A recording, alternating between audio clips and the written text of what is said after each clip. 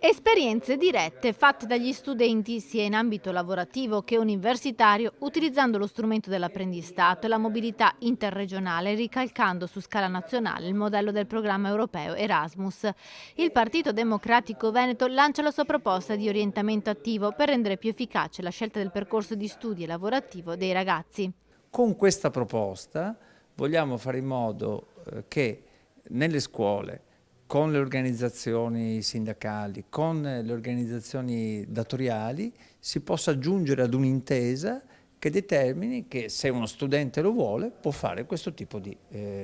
orientamento, non più passivo ma attivo. Una proposta, quella dell'orientamento attivo, che parte dalla situazione attuale, che vede le imprese venete alla ricerca di manodopera, ma spesso si scontrano con la mancanza di profili qualificati. Da qui la necessità di migliorare il percorso formativo dei giovani, un tema che il PD vuole discutere in Consiglio regionale. La nostra proposta è dunque quella di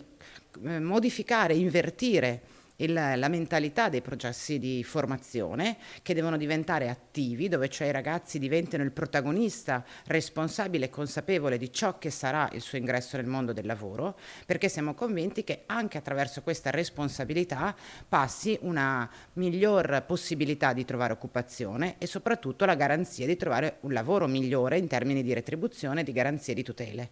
La proposta di orientamento attivo è rivolta anche al mondo universitario per arginare il numero crescente di giovani che non studiano e non lavorano. Anche qui pensiamo a moduli che si realizzano durante il quinquennio, dove il ragazzo vede, comincia a respirare l'aria dell'università, verifica se la sua strada è quella giusta o se